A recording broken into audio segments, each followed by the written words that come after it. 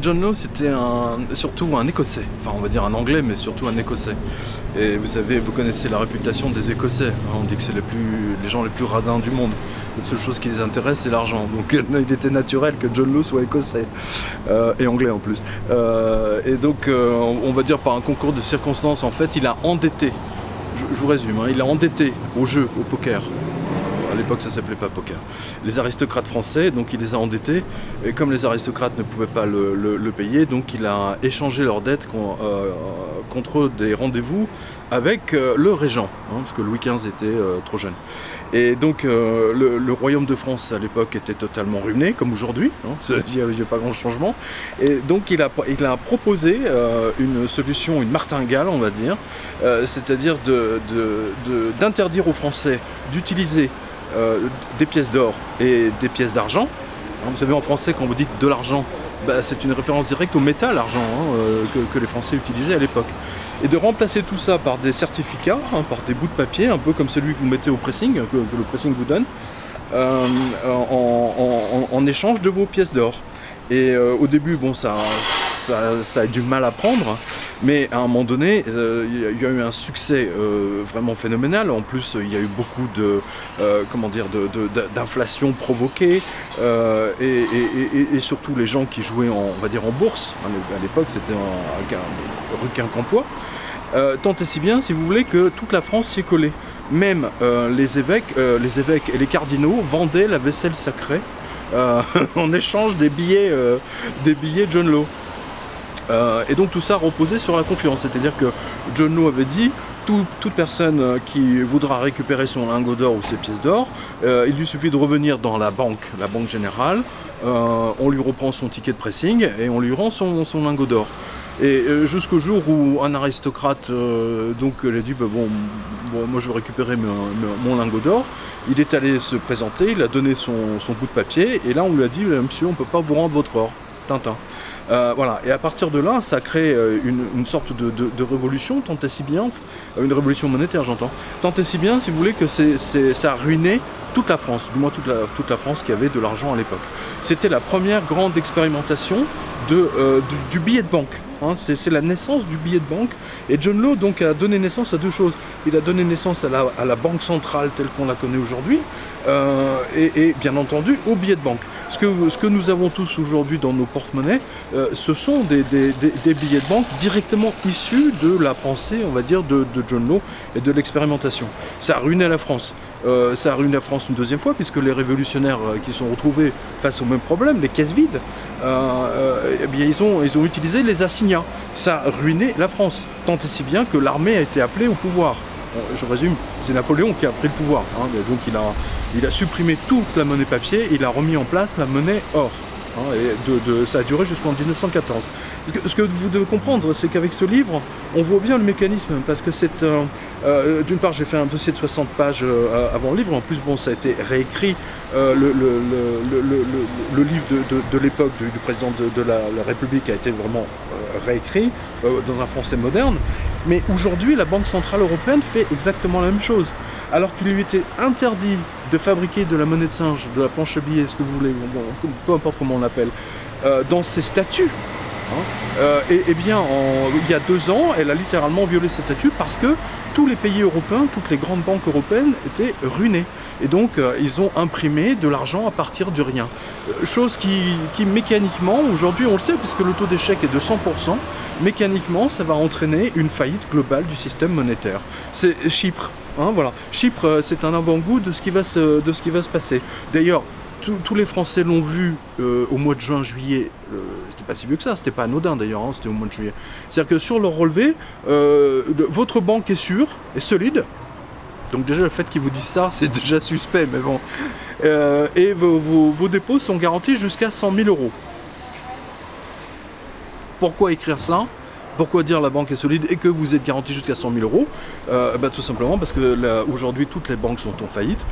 Aujourd'hui les 3 plus grandes banques qui ont des absences de capitaux, c'est la Deutsche Bank, et ensuite vous avez la Société Générale et la BNP. C'est pas moi qui le dis, ce sont une étude qui est sortie, tout ce qui est de plus officiel, au mois de fin juillet. Et là aussi c'est pas innocent que cela a été donné fin juillet.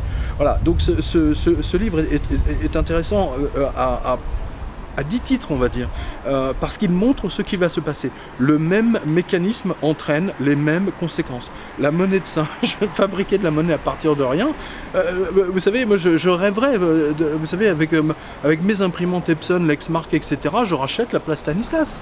Hein, le palais du gouverneur, là où nous sommes, je rachète la cathédrale, tout Nancy, la Lorraine, hein, voilà. Je dis toujours, vous savez, si Jeanne d'Arc avait connu le principe de la, vous savez, du bon du trésor d'État, hein, elle aurait pu lever des millions et lever une armée et continuer à bouter les Anglais. Hein.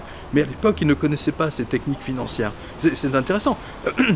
L'Europe aujourd'hui, la France et la Belgique sont tellement endettées. Imaginez que la Belgique a fait a émis de la, vous savez, de la dette. Hein, ça s'appelle des bons du trésor que des retraités, des assurances, etc. achètent. C'est des bons du trésor, écoutez bien, avec une maturité, qui dure 100 ans. Est-ce que vous réalisez ça? 100 ans. Endetté, un pays, la Belgique, qui endette ses enfants, petits-enfants et futurs petits-enfants. C'est du jamais vu dans l'histoire du monde. Et d'ailleurs, tant et si bien, si vous voulez, que même la conséquence, si vous voulez, de la création de la monnaie de singe, de la planche billet, aussi bien de la Banque Centrale Européenne en ce moment, que ce soit bien entendu de la Banque Fédérale Américaine depuis... et bien tout ça, si vous voulez, ça va créer quelque chose d'absolument épouvantable. Vraiment, vraiment épouvantable. Si vous voulez, en plus, ce livre est un résultat, si vous voulez, de mes livres précédents, hein, 777, 666, etc. J'aimerais beaucoup que les Français comprennent que la conséquence de tout ça, ils le voient aujourd'hui, c'est les taux négatifs. Dans l'histoire du monde, même depuis Sumer, hein, depuis 5000 ans en arrière, vous n'avez jamais eu des taux négatifs. Hein. Techniquement, la banque vous paye pour que vous empruntiez de l'argent. Ça n'existe pas, ça. C'est le monde à l'envers. Mais c'est la conséquence, si vous voulez, de... Vous savez, il y a un album aussi qui résumait très bien ça à sa façon. C'est Obélix et compagnie. Hein, c'est un Astérix. Hein, vous savez, à un moment donné, il y a trop de menhirs. Hein, et donc plus personne n'en veut, donc ils les donnent. Voilà. Aujourd'hui, ils ont fabriqué tellement d'argent à partir de rien. Ils ont inondé toute l'Europe et bien entendu les États-Unis. Et la grande conséquence de tout ça, c'est le chômage. C'est la destruction phénoménale de l'emploi. Regardez bien, c'est tombé hier. Moi, j'en parle depuis maintenant des années et des années. Je tiens même la liste des licenciements. Regardez bien, Alstom. Soudain, ils ont décidé de déménager Alstom en 2018 pour le mettre à Strasbourg. Mais c'est un faux prétexte. C'est un faux prétexte. C'est pour forcer, évidemment, la moitié des gens à démissionner. Hein, parce que leur famille est installée, ils ne vont pas pouvoir suivre. Vous avez des plans de licenciement aujourd'hui qui sont absolument colossaux. Lundi, je vais avoir une nouvelle liste de licenciements. C'est à coût de 7 000, 10 000, 15 000, 4 000, etc. Je suis journaliste économique depuis 30 ans. Depuis 30 ans. De toute ma carrière, je n'ai jamais vu ça. Non seulement de telles listes de licenciements et bien entendu les taux négatifs. Et les taux négatifs, c'est la conséquence de l'invention de John Law. Regardez la place Stanislas, c'est la conséquence même des pièces d'or. Florence, ça a été construite sur la base du standard or. Londres, Paris, la Tour Eiffel, enfin je veux dire voilà, tout ça c'est la grande période d'or, hein, on dit une ère d'or. Et bien maintenant, depuis qu'on est à l'ère du papier, eh bien, nous sommes arrivés au bout là. Mario Draghi, donc qui fabrique de la monnaie à la John Law. Vous avez Mark Carney, qui est le gouverneur de la Banque Centrale d'Angleterre. Rien que vous savez, juste après la sortie du Brexit, ça on vous l'a pas dit à la télé, hein, parce que ça se dit pas, ça regarde pas le petit peuple, hein, les gueux, comme ils les appellent. Hein. Ils ont fabriqué pour 1000 milliards, juste pour faire remonter les places financières. Hein, après la sortie du Brexit.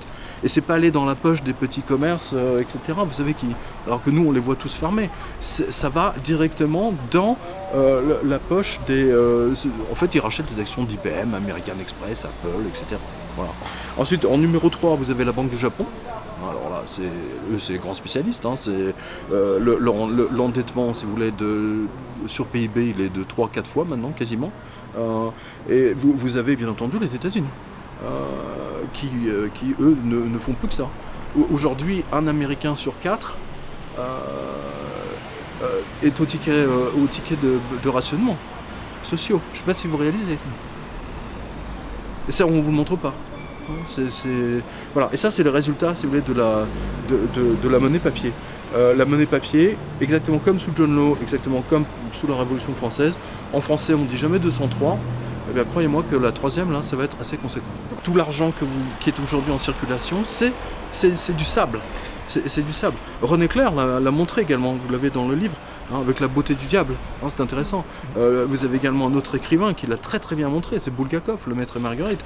Il y en a d'autres. Goethe, hein, Faust évidemment, Faust 2. C'est également le thème hein, de l'argent que le diable donne et qui se transforme en sable. C'est ce qu'on est en train de vivre aujourd'hui. Il n'y a pas d'autre. De Gaulle l'avait dit hein, lors de sa fameuse conférence de presse de 66 ou 67. Lui déjà voulait revenir au standard or parce qu'il voyait bien que les Américains imprimaient autant de dollars qu'ils voulaient. Et qu'en fait, ils étaient en train de racheter le monde. Hein. Nous, si la France pouvait fabriquer de la... Bah, nous, à ce moment-là, on rachète les États-Unis, le Japon. C'est tellement facile.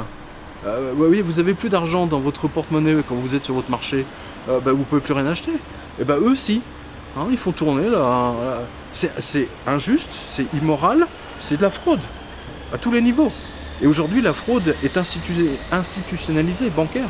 C'est pas du tout par hasard que JP Morgan, la banque américaine, détient 9% de TF1 et que vous avez toutes les grandes banques qui tiennent la presse régionale et ainsi de suite.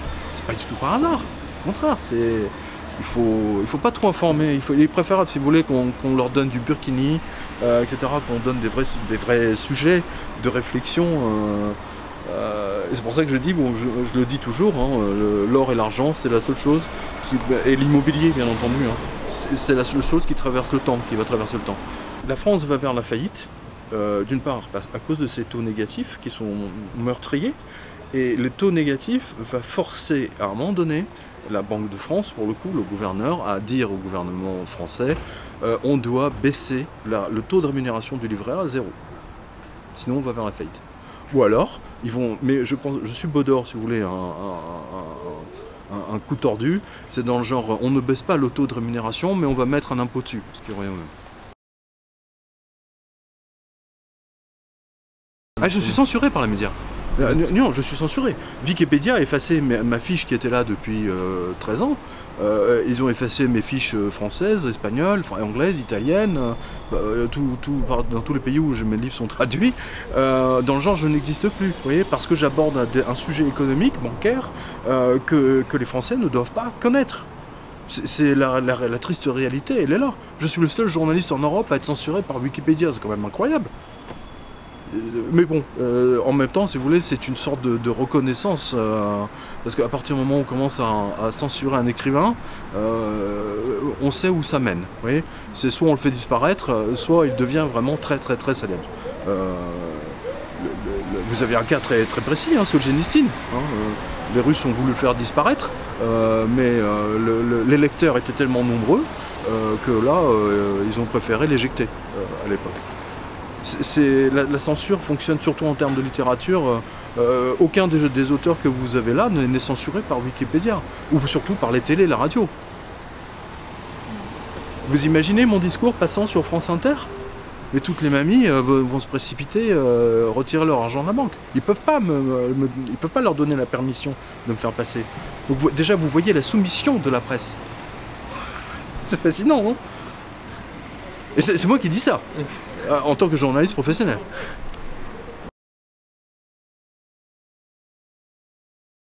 Ce sera également un ouvrage économique. Alors, je n'ai pas l'habitude de parler de mes œuvres, mais je dirais que la place Stanislas occupera une place, on va dire. C'est lol. Dans ce livre.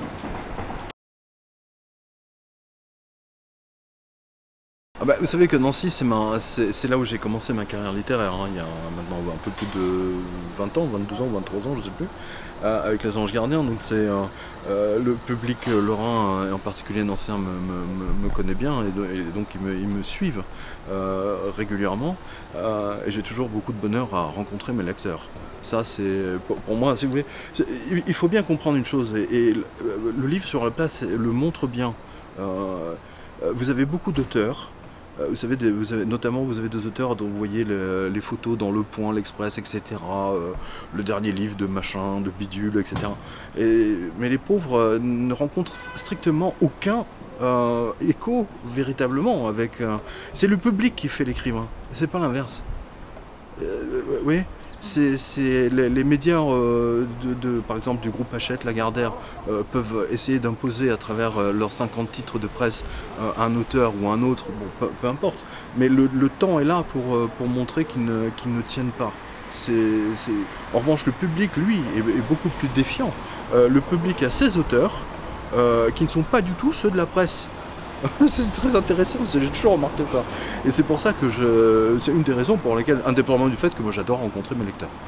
Ça a toujours été le cas, je vais toujours au-devant de mes lecteurs.